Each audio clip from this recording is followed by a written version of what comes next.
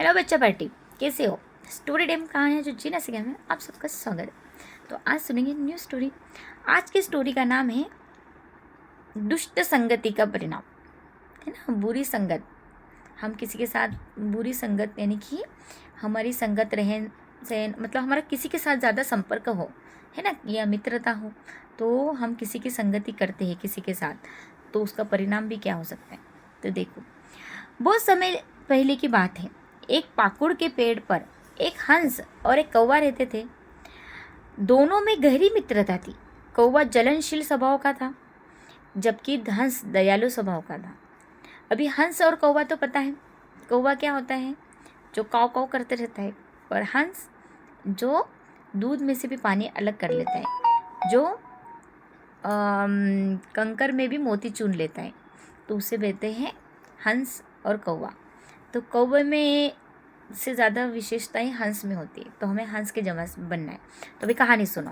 तो एक पेड़ पे कौन रहता था, हंस और कौवा।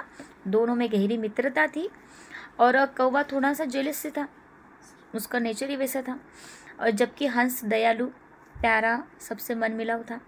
गर्मी के मौसम में एक थका हारा यात्री वृक्ष के नीचे आकर बैठ गया। थोड़ी देर में उसे नींद आने लगी। उसने अपना धनुष बाण बगल में रख कर सो गया। वृक्ष की छाया थोड़ी देर में उसके मुख पर ढल गई। सूर्य की तेज किरणें उसके मुख पर पड़ने लगी। अभी एक रहदारी प्रवासी वहाँ पर आ गया। वृक्ष के नीचे जिस वृक्ष पे कौवा और हंस रहते थे, और वो वहाँ पर सो गया, तो उसके मुंह पर तेज सूरज की किरणें पड़ रही थी, तो उस पड़ने लगी थी। तो यात्री को विचलित देखकर हंस को दया आने लगी। वृक्ष पर बैठे हंस ने विचार कर अपने पंखों को पसार फिर उसके मुख पर छाया कर दी। गहरी नींद के कारण उसने अपना मुख खोल दिया। अभी देखो, उसको सूरज की किरणें उस यात्री का रूप, जो प्रवासी आके बैठा था, उसकी आ रही थी चेहरे पे, तो हंस दयालु स्वभाव का था, तो उसने अपने पंख पसार दिए वो वृक्ष पे बैठे बैठे, तो उसको सूरज की किरणें नहीं आने लगी, और उसको छाया मिल गई, तो उसने पंख खोल दिए। कौवा को यात्री का सुख सहन नहीं हुआ। अब कौवा तो है दुष्ट स्वभाव का, देखो, उसको अच्छा नहीं लगा कि इतने आराम से क्यों सो रहा है हमारे पेड़ के नीचे।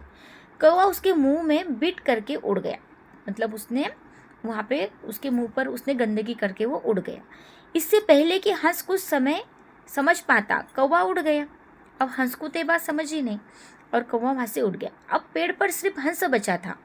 यात्री ने जैसे ही ऊपर देखा, उसे सिर्फ हंस दिखाई दिया। अब वो कौवा तो गंदगी करके उस यात्री गुरु के मुंह पे गंदगी करके भाग गया, और हंस को कुछ समझा ही नहीं क्या हुआ। पर यात्री गुरु की जैसी नींद खुली, उसने देखा तो ऊपर में उसको हंस ही दिखा, पर उसको कुछ समझा ही नहीं। देखो, तो हंस द्वारा किए उपकार से अभी वो उसको नहीं पता कि ये हंस अपने विंग्स फैलाए हैं, अपने पंख फैला के मेरे लिए बैठा है छाया करने के लिए। ये उसको पता ही नहीं कि ये मेरा इसके ऊपर उपकार है ना, तो उसका मेरे ऊपर उपकार है। उसने सोचा ज़रूरी ही इसी ने मेरे चेहरे को गंदा किया, उसे लगा इसने गंदगी की मेरे चेहरे के ऊपर। यात्री ने गुस्से में सोचा इस दुष्ट को दुष्ट की सज़ा मिलनी चाहिए। ऐसा सोचकर यात्री ने हंस पर बाण चला दिया। अब उसके पास बाण तो था ही, उसने बाण हंस पे चला दिया। हंस तो जानता भी नहीं था कि बाण क्या होता है। बाण हंस के हृदय में आकर लग गया। हंस जमीन पर आकर गिरा और उसके प्राण निकल गए। दयालु और परोपकारी हंस को दूसरे के अपराध की सजा मिली। हंस के जीवन की भूल बस यही थी, कौवा उसका मित्र था। बंधुओं, दुष्ट और कुटिल से मित्रता हमेशा घातक होती है, तो हमें ऐसे लोगों से मित्रता कभी नहीं करनी चाहिए जिससे हमें हानि हो। हमें पता भी नहीं होता, पर दुष्ट लोग कभी अपनी दुष्टता, अपना स्वभाव कभी नहीं छोड़ते, और दयालु लोग कभी अपनी दयालुता कभी नहीं छोड़ते।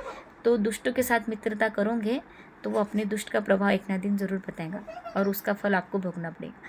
इसलिए मित्रता हमेशा सच्चे और अच्छे दोस्त से करो। उसके स्वभाव संस्कार देखो, अगर आपसे मेल खाते हैं तो ही करो, नहीं तो मत करो, है ना। तो हमेशा अच्छे संस्कारी दोस्त बनाओ।